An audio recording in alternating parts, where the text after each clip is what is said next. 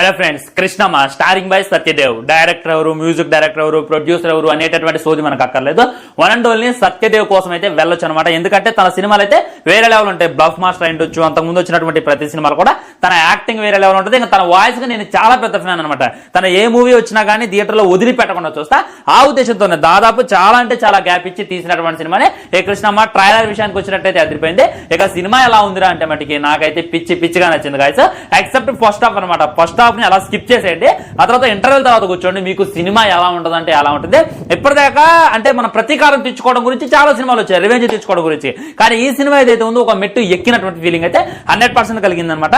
First half మరి అంత దరిద్రంగా లేదులే, కానీ అక్కడక్కడ కొద్దిగా లవ్ స్టోరీస్ అయి ఉండొచ్చు, వీళ్ళ మధ్య ఉండేటటువంటి కన్వర్జేషన్ అయి ఉండొచ్చు, అండ్ స్టోరీలోనికి మనల్ని తీసుకెళ్లేటటువంటి విధానం అయి ఉండొచ్చు. సెకండ్ హాఫ్ లో పెట్టాల్సినటువంటి మెయిన్ ఎలిమెంట్స్ కోసం ఫస్ట్ హాఫ్ లో కొద్దిగా సాగదీశారనమాట.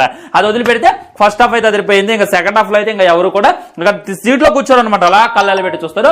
ఆ విధంగా ఉంది సినిమా అయితే. One and only one man షోగా చెప్పుకోవచ్చు సత్యదేవ్దే. తనైతే యాక్టింగ్ ఇరగదీసేసిండు అబ్బా. తను మాట్లాడే కొద్ది ఇంకా తన మాటలు వినాలనిపిస్తుంది అనమాట.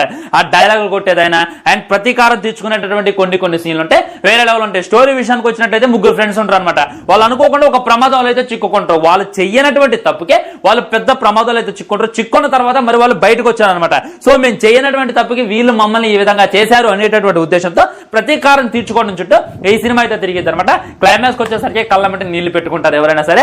ఇలాంటి చిన్న లవ్ స్టోరీస్ అయితే మీ లైఫ్ లో అయినా నా లైఫ్ లో అయినా జరిగేటటువంటి ఫీలింగ్ అయితే 100% కలిగింది అనమాట.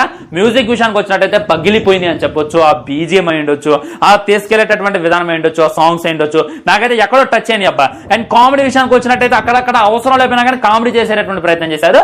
దానివల్ల కొద్దిగా ఎబ్బెట్టుగా అయితే అనిపించింది అనమాట. అండ్ ఇంకా ఈ స్టోరీ నరేషన్ కూడా చాలా బాగా చూపించారు. స్క్రీన్ ప్లే కూడా చాలా బాగుంది. ల్యాగ్ అని చెప్పి ఎక్కడో కూడా అనిపిదు. ఒక ఫస్ట్ హాఫ్ వదిలిపెట్టినట్టయితే వెళ్తే డెఫినెట్లీ వెళ్ళి ట్రై చేయండి. ఎలాంటి సినిమాలు చాలా రేర్ అనమాట. చిన్న హీరోనే కాబట్టి ఓటీటీలో చూస్తామని చెప్పి లైట్ తీసుకోమాకంటే థియేటర్ ఎక్స్పీరియన్స్ అయితే వేరే లెవెల్ ఉంది. ఎందుకంటే నేను చాలా రోజులు అవుతుంది థియేటర్కి వెళ్ళక ఈ సినిమాకి అయితే వెళ్ళడం జరిగింది. నాకైతే బాగా నచ్చింది ఫ్రెండ్స్. ఇక అదే రివ్యూ విషయానికి వచ్చినట్టయితే మీకే విధంగా అనిపించింది రివ్యూ, మీరు చూసారా లేదా మూవీ అనేటటువంటిది డెఫినెట్ కింద కామెంట్ చేయండి. వీడియో లైక్ చేయండి, షేర్ చేయండి, ఛానల్ సబ్స్క్రైబ్ చేయండి. వందే మాత్రం జై హింద్. ఉంటా బాయ్, నమస్కారం.